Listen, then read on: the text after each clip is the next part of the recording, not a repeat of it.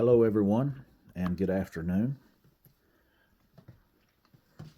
I hope everybody's having a good weekend. I wanted to take a minute and um, refresh everyone. I know we're going to talk about Holler daggers, a real one and a fake one. And of course, you seasoned collectors, guys that have been around for a while, know exactly what I'm about to say, and like, oh, this is easy. And it is for those of you that know what you're looking for. So you guys have been around a while. Uh, this may be a little boring to you. That the newer collector, this hopefully will help you out and save you some money. There's a guy that lives locally near myself. He's getting into the hobby. He found a fantastic deal on a Holler Army dagger at a local antique market. Brought it to me all excited. Now, if it was original, if it was real and in decent condition, it would have been a pretty good price. It was a fair price. With that being said, the dagger itself was fake, and it was really easy to spot. If he could have sent me one picture, one text message, I'd have been like, no, that is definitely not the one you want. It's a waste of money. So, coming from an antique market, he's just kind of hit. So, with that being said, I got it from him, and I thought I'd do a quick little video of what to look out for on the Holler daggers. And I've also got 2 reference books to talk about that are extremely valuable when you're collecting Army daggers and when you're researching information on Army daggers, talking about the fakes and the originals and what to look for and what to watch out for. Okay, with that being said, first we'll go over this one. Okay, this is the Whitman, the classic Army dagger book. This has been out of print for a while. It's got a lot of good information in it. It's been out of print, like I said, for a while. You can still find them on eBay. This book came out more recently, and it is an excellent book as well. It took what Whitman had in his book and expanded on it tremendously. So, in my opinion, if you take those 2 and use them both, you can get a lot of good information. Like I said, you can get a lot of history of the Army daggers in general from the Whitman book, and you can get a lot more updated, like I said, more models and more cross-guard safe information, just information in general from the Heer book. Okay, with that being said, we're going to go over the 2 laying here in front of us. Okay, this one is a Holler dagger that I own personally. It's mine.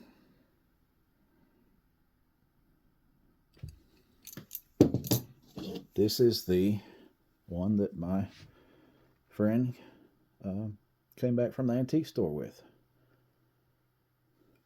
Now, those of you who've been collecting for a while, you already know there's definitely some red flags.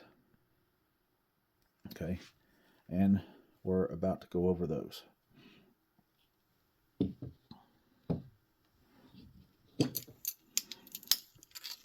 You take these 2 side by side. Again, if you've been collecting a while, I mean, you're automatically going to walk away. First thing you see, the grips. I mean, that's automatic.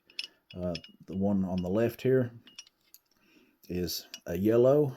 They don't come yellow. They usually turn orange, like this one here on the right, the original.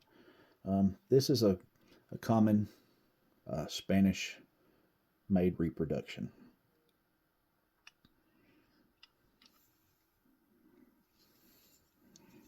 Now, the easy easy telltale here.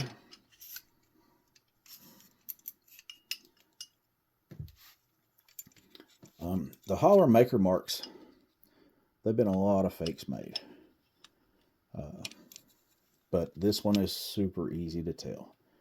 All right, let's see. Let's get that. Okay, the one on the left, this one, with the yellow grip. First off, look at that maker mark. We'll get it to focus there.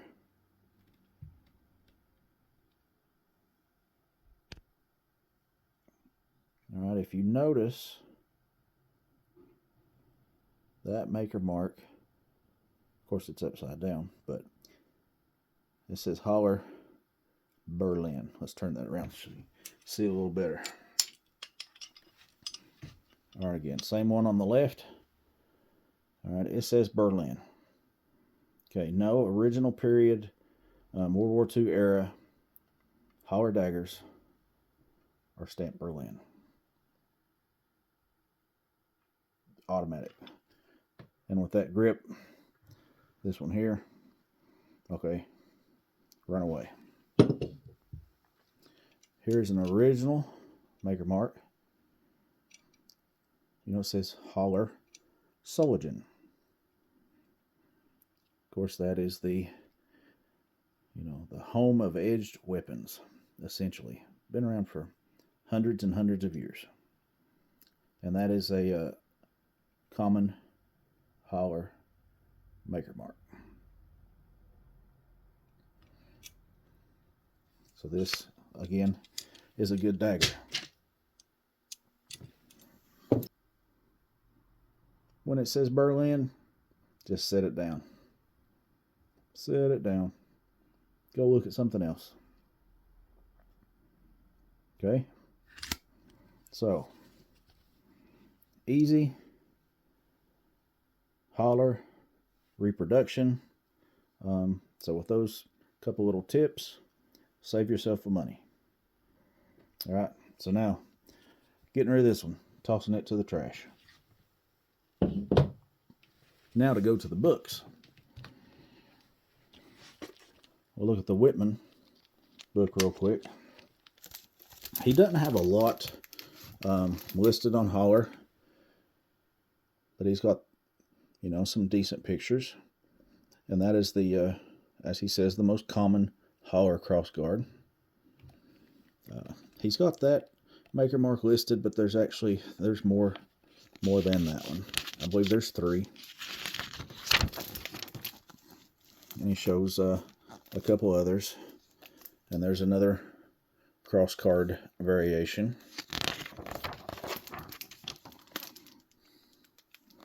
Okay, so again, he's got a couple pages there listed. Okay, that's what he's got listed for Holler in here. But again, he's got a lot of good information on the history of Army daggers in general in this book. Okay. Now we'll go to this one. I like this book a lot. I'm always got this book out. I've almost worn it out already. This one has very, very detailed examples. All right. So with this book, it's got this little block of information up here. And of course I saved this page because it matches almost identical to what we've got here in hand. I counted these out. It's got the 12 leaves on the pommel. All right, the cross guard is the 3rd type, just like you see here in the book.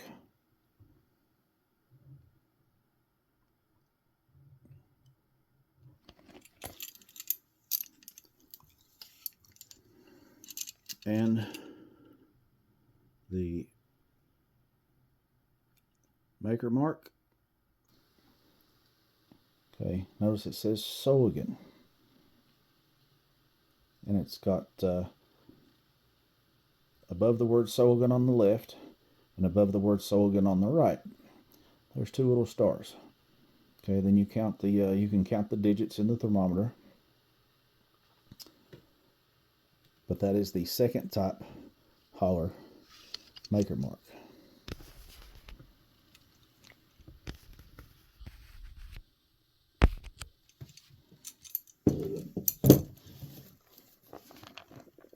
Okay, so in the book,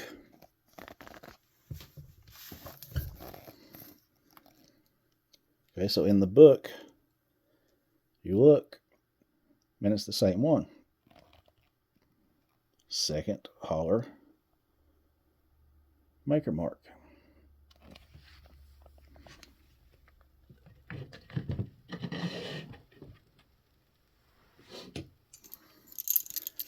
Scabbard on this one, 1 screw in the back, just like it says in the book, and has a Type C grip. Now the only difference is the one listed in the book is a Type C amber grip. This is just a standard Type C grip. So here you've got basically a textbook Holler dagger, and very nice condition. A little bit of runner marks, but I like it.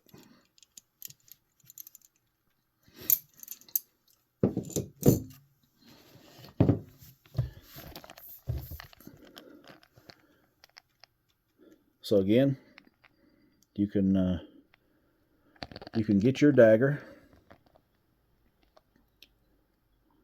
match it up exactly, go to the of course, you know, in this instance Holler section.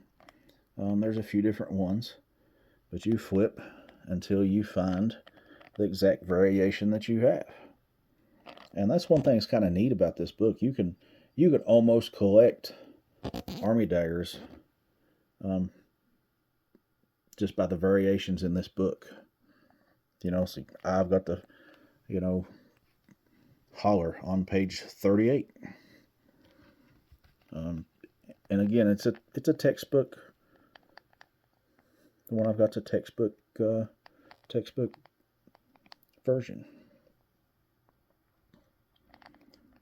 and it does that with all of them. You know, we'll turn the page and we've got class dagger. Or we turn the page, we've got EPAC aluminum daggers, and it goes through everything the same as before. It talks about the pommel it should have, the cross guard.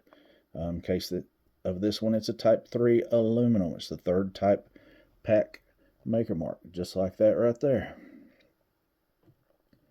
Got the dome head side screws, 2, and it shows you what that should look like. You know, so this is a invaluable resource as well.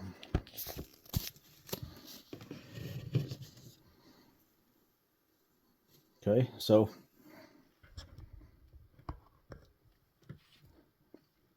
hopefully that helped out the new guys. I know you old guys that have been in the collecting world for, I don't know, more than 5 minutes. It probably not going to help, because that's the Berlin on the blade is one of the first things I ever remember learning about army daggers. So again, it's very important, buy the books. These are just 2 I have on army daggers. I've got you could almost say I collect reference books at this point. Okay, at this point I kind of collect reference books. There's no way to know everything in this hobby. If anybody tells you they know it all, you should probably go talk to somebody else, because things are always changing. There's more information showing up. There's pictures being found of different variations of, you know, say headgear or uniforms, or just all kinds of stuff. It's an ever evolving hobby. But with that being said, there's a lot of information out there, and it's impossible to know everything about everything. So, like I said, at this point, I pretty much collect reference books. I've got, man, I hate to say it, but I've got enough reference books. I could probably buy two really nice Heer daggers. I've got a lot of reference books, but they have saved me a tremendous amount of money. And to me, it's easy to grab the book, grab the item, lay them side by side, whether it be daggers or headgear or insignia, um, anything like that. It's just very handy to have a book that you can pull out, and have in hand, and actually read it. I know there's a lot of stuff on the internet, and I use that all the time too. But um, in a lot of my reference books, I've got sticky notes all in them where I've got different things marked I can look at, because you're not going to know it all. I mean, I definitely try research and learn as much as possible, and I encourage everyone to do that, but also encourage people to get the books. And some of these books are expensive. Both of these are out of print. They've gone up in price quite a bit. So even if you don't have the books, be friends with somebody who's got the books. With that being said, if any of you guys have any questions about other daggers or other reference books, um, shoot me an email or put it in the comments, and we can do a video on that. Or even if it's outside the video, hit me up. Um, People quite often hit me up about uh, what I think about this or what I think about that. And sometimes I know off the top of my head, and sometimes I have to, tell them, hold on, give me a few minutes, let me look it up. And I look it up, and I've got the information right there, because everybody doesn't have an extensive research library. Just so happens I do, and I've worked hard to get that, and I don't care to share. I enjoy sharing the information and helping other people out. So, like the video. If you got any questions, hit me up. I'll be glad to talk to you, glad to help you out, and have a good weekend.